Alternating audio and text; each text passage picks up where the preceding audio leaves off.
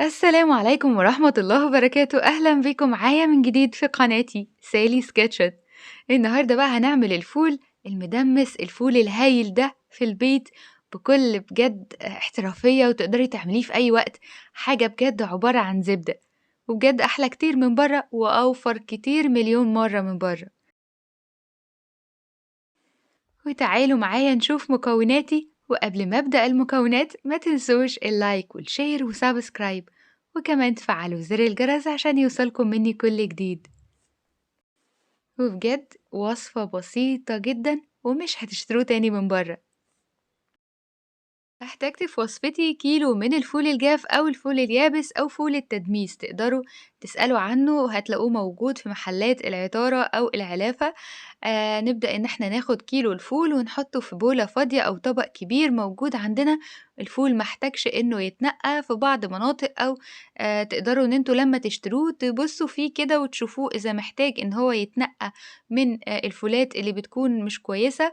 ولكن أنا الفول عندي كان ما شاء الله عليه كويس جدا، وكمان القشرة بتاعته كانت رقيقة جدًا، يعني رقيقة. كده زي ما إحنا شُفنا أنا حطيت لتر ونُص من المَيّة، تقدروا تضاعفوا الكمية أو تزوّدوا على حسب البولة اللي موجودة، ولكن هي غالبًا هتاخد لتر ونُص من المَيّة بالضبط.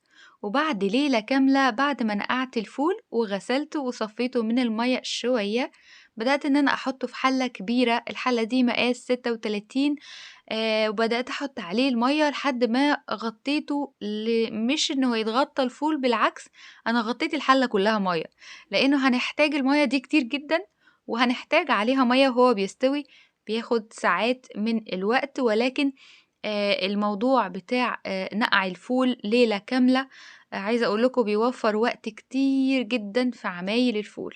يعني بالضبط أخَد منّي 3 ساعات على النار، لو إحنا ما عملناش خطوة النقع دي، عايزة أقول لكم إن الفول ممكن يطوّل 7 ساعات، 8 ساعات، ممكن يقعد اليوم كلّه يستوي ومش هيطلع بالنتيجة الهايلة اللي إحنا شُفناها.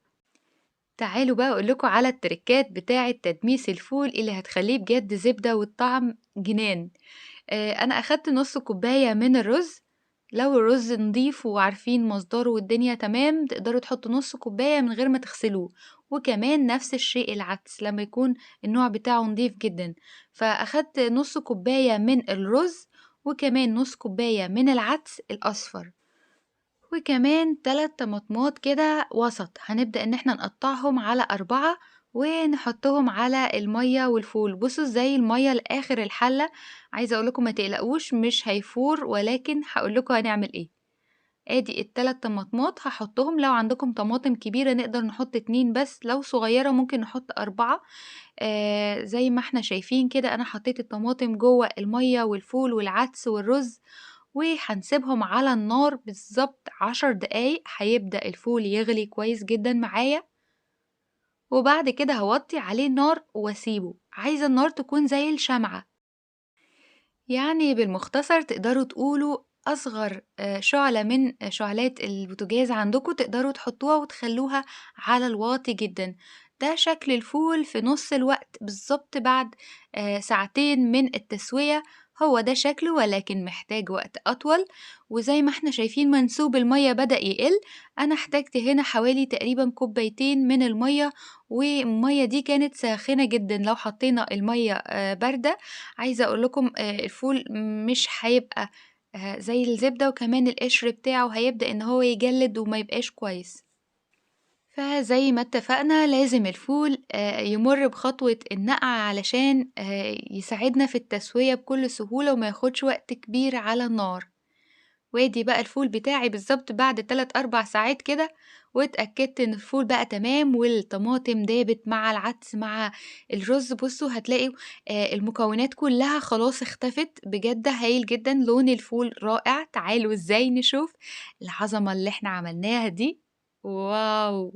شايفين اللون مع ضوء الشمس وحاجة كده بجد رائعة، بخار. عايزة أقول لكم الريحة هايلة جدًا. كمان اللون بجد خرافي. كمان الكمية وفيرة جدًا، جدًا، جدًا.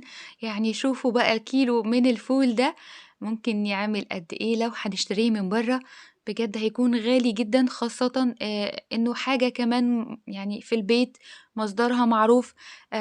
بنسمع عن الفول بتاع برّه إزاي بيحطّوا له مواد تسرّع من عملية التسوية بتاعته، والحاجات دي طبعًا بتكون ضارة جدًا وغير صحية للجسم، وكمان خطر على الأطفال. فليه يعني ليه نعرّض نفسنا لكل الكلام ده مع إن الموضوع سهل وبسيط وحاجة مضمونة وهتكوني فرحانة جدًا وأنتِ بتعمليها.